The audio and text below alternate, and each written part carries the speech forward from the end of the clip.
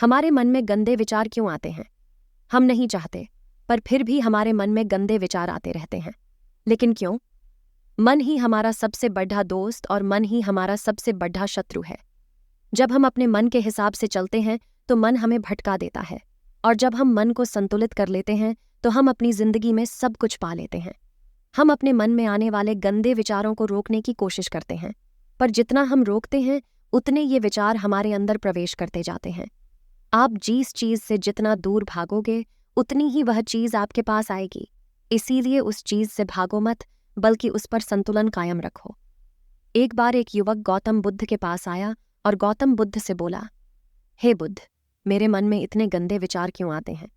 मैं नहीं चाहता कि मेरे मन में गंदे विचार आए, पर मेरे मन में हमेशा काम वासना के विचार चलते रहते हैं और मैं इनके बारे में सोच सोच कर बहुत परेशान हूँ।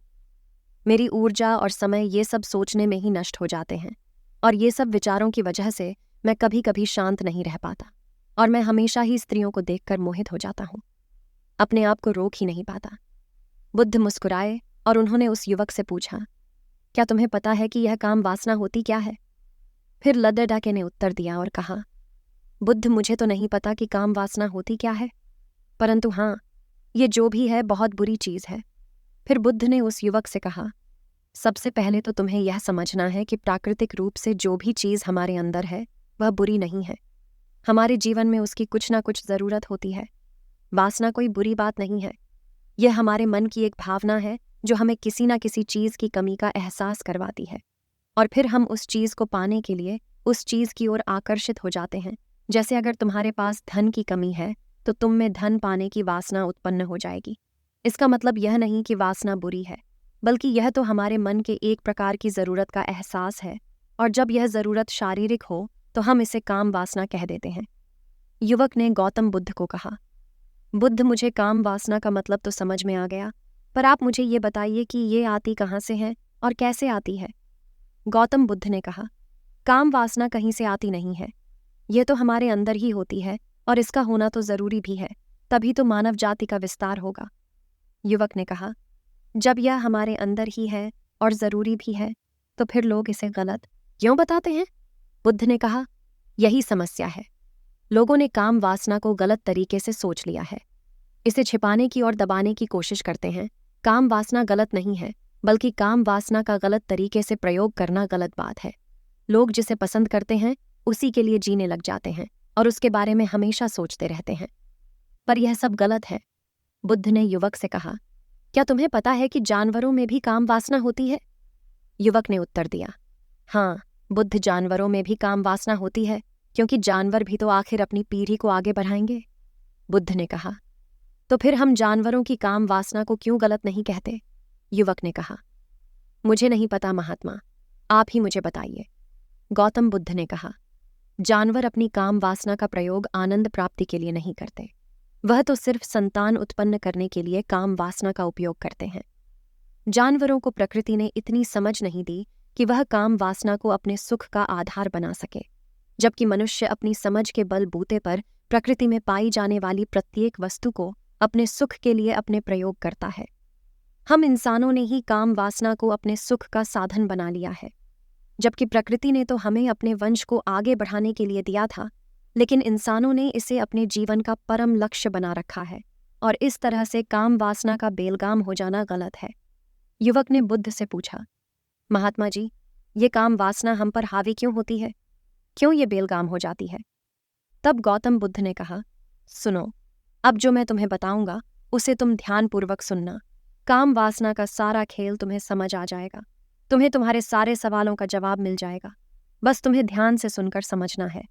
फिर गौतम बुद्ध युवक को बताना शुरू करते हैं। एक बार की बात है, एक आश्रम में गुरु और उनके शिष्य रहते थे। शिष्य रोजाना आश्रम के बाहर स्थित गांव में दीक्षा लेने के लिए जाते थे। शिष्य जो गांव में भिक्षा लेने जाता था, उस रास्ते में एक नदी पड़ी ढती थी जिससे वह रोज भिक्षा लेने जाता था। वन दिन उसने देखा कि एक लड़ी डका पेड़ के पीछे छिपा है। उसने लड़ी डीके के पास जाकर पूछा, भाई तुम इस पेड़ के पीछे छिपकर क्या देख रहे हो? लड़ी डके ने कहा, अरे तुझे नहीं दिख रहा है क्या कि मैं क्या देख रहा हूँ? ने नदी की तरफ देखा तो वहां पर कुछ लडर डिकियां पानी भर रही थीं। लडर डिकियां 14-15 साल की होंगी। तब शिष्य ने लड्डे से कहा, अरे भाई, वहां पर तो लड्डकियां पानी भर रही हैं। समय छिप कर देखने वाली क्या बात है। तब वो एलडी डहाका शिष्य की तरफ देखकर उससे कहता है, अरे पागल, तुम्हें दिखाई नहीं दे रहा क्या कि मैं क्या कर रहा हूं? वह परियां कैसे नदी से पानी निकाल रही है। जरा उनकी अदाओं को देखो, उनके कोमल शरीर को देखो, उनकी पतली कमर मटके को उठाते समय कैसे बल खाती है, और उनके बाल उनकी कमर पर कैसे लहरा रहे हैं, मानो सुंदरता बिखरी पडाड़ी हो। शिष्य फिर नदी की तरफ देखता है, और इस बार वह देखता ही चला गया। अभी तक तो उसे कुछ भी नजर नहीं आ रहा था, और वह बिल्कुल निर्भय था। उसे किसी बात का कोई डर नहीं था। लेकिन अब वह छुपने लगा और उन डिक्कियों को देखने लगा जैसे उसने कोई अपराध कर दिया हो। और जब वो छुपकर उन डिक्कियों को देख रहा था, तभी वो अंदर से कांप गया और उसने कहा कि यह मैं क्या कर रहा हूं? मैं जो भी कर रहा हूं वह सही नहीं है। मुझे यहां से चले जाना चाहिए। और फिर वह जल्दी से वहां से चला जाता है। फिर वो आश्रम पहुंच जाता है। आश्रम जाकर वह अपने कार्यों में लग गया। लेकिन जो अभी वह देख कर आया था, वहीं उसकी आंखों के सामने बार बार आ रहा था। उसके मन में वही दृश्य चल रहा था। उसका मन वही सब कुछ देखने के लिए ललचा रहा था। उसका किसी भी काम में मन नहीं लग रहा था। सुबह होते ही वह रोज भिक्षा के लिए आश्रम से जल्दी निकल जाता और नदी के पास वाले पेड़ के पास जाता, जहां वह लड्डका पहले से मौजूद रहता था। उसके साथ मिलकर लड्डकियों को छुप कर देखता था। अब वह रोज ऐसा करने लग गया। उसका मन अब किसी भी काम में नहीं लगता था। वह हमेशा किसी न किसी प्रकार के विचारों में उलझा रहता था। वह आश्रम के कार्यों को भी ठीक ढंग से नहीं कर पा रहा था। न वह ठीक से सो पाता था और न ठीक से खाना खा पाता था। उसका मन बेचैन सा रहता था। उसका मन बार बार उन डिक्कियों के सौंदर्य को देखने के लिए ललचाता था। जब गुरु भिक्षा देते, तब भी उसका मन कहीं और विचारों में खोया रहता था। गुरु ने अपने शिष्य की इन हरकतों को देखा। तब वन दिन गुरु ने शिष्य को अपने पास बुलाया और कहा, आज से मैं भी तुम्हारे साथ भिक्षा मांगने चलूंगा। तुम और मैं साथ साथ भिक्षा मांगने चलेंगे। तभी शिष्य ने गुरु को मना करते हुए बोला, नहीं गुरुदेव, आप परेशान क्यों हो रहे हो? मैं अकेले ही ठीक से भिक्षा मांग सकता हूं। गुरु ने शिष्य से कहा, ठीक है, तुम अकेले ही भिक्षा मांगने जाओ। इसके बाद शिष्य भिक्षा मांगने निकल गया। शिष्य के जाने के बाद गुरु भी आश्रम से निकल गए और शिष्य का पीछा करने लगे कि वह कहाँ जाता है, किससे मिलता है। यह सब देखने के लिए उसके पीछे पीछे चलने लगे। थोड़ी दूर जाने के बाद गुरु ने देखा कि उनका शिष्य एक लड़ ढाके के साथ एक पेड़ के पीछे अपराधी की तरह छिपा हुआ है और छिपकर कुछ देख रहा है। गुरु भी अपने शिष्य के पीछे जाकर खड़े हो गए, यह देखने के लिए कि आखिर उनका शिष्य क्या देख रहा है, जिसके लिए वह पेड़ के पीछे अपराधियों की तरह छिपा पड़ रहा है। गुरु ने देखा कि उनका शिष्य पेड़ के पीछे छिपकर लड्डकियों को देख रहा है, जो नदी से पानी भर रही है। तभी गुरु ने शिष्य से कहा, क्या तुम लड़कियों से भी भिक्षा लोगे? गुरु की आवाज सुनकर शिष्य का मन घबराया और उसके पसीने छूटने लगे। वह थर थर कांप रहा था, जैसे किसी चोर को पकड़ते समय रंगे हाथों पकड़ लिया हो। उसकी हालत खराब हो गई। वह कुछ भी नहीं बोल पा रहा था। वह लड़का जो शिष्य के साथ था वहां से भाग गया, जिससे शिष्य और भी घबरा गया था।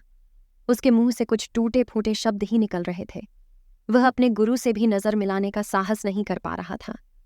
गुरु ने शिष्य की ओर देखा और कहा, मेरा शिष्य तो निर्भय है, उसे तो किसी भी चीज का डर नहीं है, लेकिन यह क्या? तुम तो डर के मारे कहाँ पे रहे हो? शिष्य ने गुरु से कहा, मुझे माफ कर दो, इसमें मेरा कोई दोष नहीं है। उस लड़ डाके ने मुझे बहका दिया था, लेकिन मैं आपसे वादा करता हूं कि आज के बाद मैं कभी दोबारा ऐसा नहीं करूंगा। मुझे माफ कर दो। गुरुदेव ने कहा कि कोई बात नहीं, पर इस बात का तुम ध्यान रखो कि हम जैसी संगति करते हैं वैसा ही फल हमें प्राप्त होता है।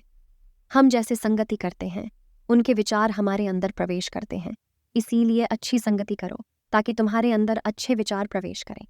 फिर गुरु और शिष्य आश्रम लौट आए और फिर से आश्रम के कार्यों पर ध्यान देने लगे। उसने उस रास्ते को छोड़ दिया और दूसरे रास्ते से जाने लगा। वह अपने काम को ध्यान से करता था, लेकिन धीरे धीरे उसके अंदर क्रोध उत्पन्न हो गया और फिर वह दूसरे शिष्यों पर क्रोध करने लगा और बेचैन हो गया। अब वह सही समय पर भोजन भी नहीं करता था। वह भोजन भी बहुत कम खाता था। एक रात गुरु शिष्य के पास आए और उससे बोले कि तुमने मुझसे वादा किया था कि तुम अपना मन नियंत्रण में रखोगे। अब तक तुमने कितनी बार अपना वादा तोड़ दिया? यह सुनकर शिष्य अपने गुरु के चरणों में गिर गया और रोने लगा। रोते रोते ही उसने गुरु से कहा कि गुरुदेव, मैं कई बार अपना वादा तोड़ चुका हूँ, फिर वादा कर लेता हूँ, लेकिन हर बार मैं वादा तोड़ देता हूँ। मेरा मन मेरे नियंत्रण में है ही नहीं। मैं बहुत कोशिश करता हूँ कि मैं अपने मन से सारे बुरे विचारों को निकाल दूं, लेकिन मैं चाहकर भी ऐसा नहीं कर पा रहा हूँ। फिर गुरु ने शिष्य को कहा, चलो मेरे साथ। गुरु शिष्य को आश्रम के बगीचे में लेकर गए और शिष्य से कहा, देखो यहाँ पर कुछ नालियां बनी हुई हैं जिससे नदी का पानी इन पौधों तक आ रहा है और यह पानी निरंतर भाव से बह रहा है। क्या तुम इस पानी के बहाव को रोक सकते हो? शिष्य ने कहा, हाँ गुरुदेव, मैं इस बहाव को रोक सकता हूं। फिर शिष्य ने मिट्टी उठाकर उस नाली के छोर पर डाल दी। वह पानी थोड़ी देर के लिए रुक गया और फिर थोड़ी देर बाद उस रेत के ऊपर से पानी आया। गुरु ने शिष्य से कहा, अरे ये क्या, ये पानी तो रोका ही नहीं। फिर से उसने कुछ कंकड़ पत्थर उठाकर उसे नाली में डाल दिए और फिर थोड़ी देर के लिए पानी रुक गया। लेकिन फिर थोड़ी देर बाद ही उन कंकड़ पत्थरों के ऊपर से पानी निकल आया। गुरु ने कहा, शिष्य यह क्या हुआ? पानी तो फिर से आ गया। तुम तो बोल रहे थे कि तुम इसे रोक दोगे। क्या हम किसी चीज को पूरी तरह से रोक सकते हैं? तब शिष्य ने कहा, कोई बात नहीं गुरुदेव, मैं इस पानी को तो रोक कर आपको दिखाऊंगा। फिर उसने एक बड़ा सा पत्थर लेकर आया और उसे नाली पर डाल दिया। पानी रुक गया। तब शिष्य ने गुरु से कहा, देखा गुरुदेव, मैंने कहा था कि पानी को मैं रोक दूंगा। मैंने पानी को रोक दिखाया। आपकी बात मैंने पूरी कर दी। गुरु मुस्कुराए और बोले, अच्छा जरा ध्यान से देखो, पानी रुक गया है क्या? वो तो पीछे की नाली तोड़कर बाहर आ गया और अगल बगल से बह रहा है। और ध्यान से देखो, इस पत्थर के आगे भी आ गया और यह पानी अपना रास्ता बदलकर फिर से आगे की तरफ बह जाएगा। फिर थोड़ी देर बाद ऐसा ही हुआ।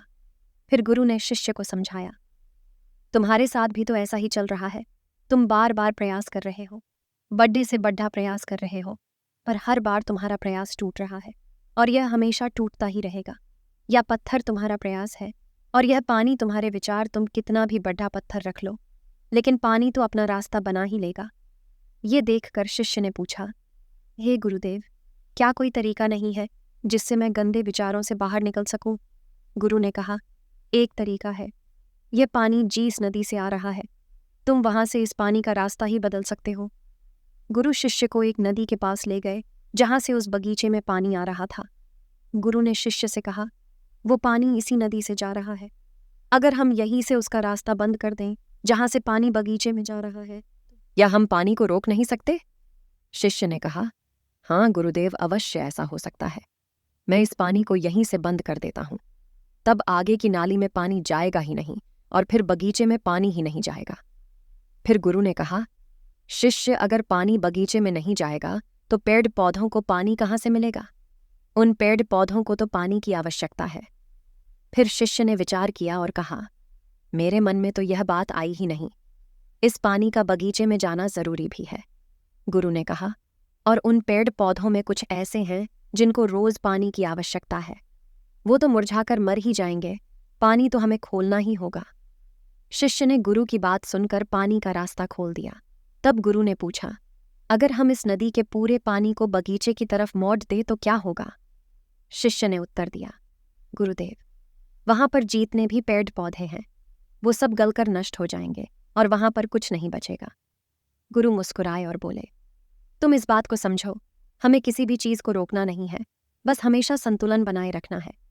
कम पानी से भी पौधे नष्ट होते हैं और ज्यादा पानी से भी पौधे नष्ट होते हैं। हमारा जीवन संतुलन से ही चलता है। गुरु ने शिष्य से कहा, अगर मैं तुम्हें कुछ कहूं कि तुम आम के बारे में मत सोचो तो तुम्हारे मन में सबसे पहले किसका चित्र आएगा? शिष्य ने बोला, गुरुदेव, मेरे मन में तो पहला चित्र आम का ही आएगा। गुरु ने कहा, जब हम गंदे विचारों को जबरदस्ती रोकने का प्रयास करते हैं तो वे और भी मजबूती से हमारे अंदर प्रवेश करते हैं। इसीलिए हमें उन्हें कभी भी दबाने की कोशिश नहीं करनी चाहिए। फिर गुरु ने शिष्य को कहा, हमारे गंदे विचार बुरे लोगों की संगति करने की वजह से भी आते हैं। कभी कभी कामुकता हमारे अंदर होती नहीं है, लेकिन कुछ अश्लील लोगों के साथ रहने की वजह से ये हमारे अंदर हावी हो जाती है। फिर शिष्य ने कहा, गुरुदेव, आप सही कह रहे हैं, मैं अपने मार्ग से भटक गया था। फिर वह शिष्य उस रात बहुत ही चैन की नींद सोया। सुबह अपने कार्यों को पूरे मन से किया और फिर सुबह वह भिक्षा लेने के लिए उसी रास्ते से गया जहां वह लड़े ढाका आज भी पेड़ के पीछे छुपकर उन लड़े को देख रहा था। वह शिष्य उसे नदी पर गया जहां वह लड़कियां पानी भर रही थीं। उसने उन लड़कियों से पानी मांगा और उन लड़कियों में से एक लड़की ने उसे पानी पिलाया और उसे शिष्य के चरण छुए। शिष्य ने उसे आशीर्वाद दिया कि तुम्हारा कल्याण हो, जिससे कि मानसिकता सकारात्मक ऊर्जा से भर जाए। उसके चेहरे पर मुस्कान आ गई थी, जैसे कि उसे कुछ खोया हुआ वापस मिल गया हो। वह वापस अपने रास्ते से जाने लगा। तभी पीछे से वह लड़का आ गया जो पेड़ के पीछे छुपा हुआ था। वह शिष्य के पास आया और बोला, क्या बात है, आज तो तुमने नज़दीक से दर्शन कर लिए, तुम तो मुझसे भी आगे निकले। तब शिष्य ने कहा, हम हमेशा दूसरों के दर्शन करने में ही व्यस्त रहते हैं, अपने दर्शन कर ही नहीं पाते। तुम कब तक इस पेड़ के पीछे छुपाते रहोगे? किसी को पसंद कर लो, उसे बोल दो। अगर वो भी तुम्हें पसंद करती है तो शादी कर लो और उससे पहले तुम कुछ बन जाओ। अपने आप को पहचान लो, ऐसे अपना समय बर्बाद मत करो। फिर वो लड्डा रोज उस शिष्य से मिलने लगा और उसने लड्डा को नदी पर ना जाने के लिए प्रेरित किया। और फिर वह लड्डा अपने जीवन में कुछ बनने के लिए संघर्ष करने लगा। तो तुमने देखा कि संगति का असर क्या होता है। अपनी संगति बदलो, अपने विचार बदलो। गुरु ने शिष्य से पूछा, क्या तुम्हें अपने सभी सवालों का उत्तर मिल गया? तब शिष्य ने कहा, हाँ महात्मा जी, आपका धन्यवाद। तब गुरु ने शिष्य से कहा कि जब तुम्हारे मन में गंदे विचार आए तब तुम अपने आप को दोषी मत मानो। यह शरीर है और यह सब इसने हजारों वर्षों से सीखा है। एक केवल तुम्हारे सोच लेने से या शपथ लेने से ये टूटने वाला है नहीं, लेकिन तुम्हारे पास वो शक्ति है, वो ऊर्जा है जिसका तुम्हें संतुलन उपयोग करना है। तुम एक जीवित ऊर्जा हो जो कुछ भी अनुभव करने के लिए स्वतंत्र है। इसीलिए तुम अपने आप को पहचानो। इस कहानी से हमें यह सीख मिलती है कि हमारे विचारों का महत्व कितना अधिक होता है। हमारे विचार ही हमारे भविष्य की दिशा को निर्धारित करते हैं। हमें सकारात्मक विचारों को अपने मन में पूरी शक्ति के साथ अपनाना चाहिए ताकि हम सही दिशा में आगे बढ़ सकें।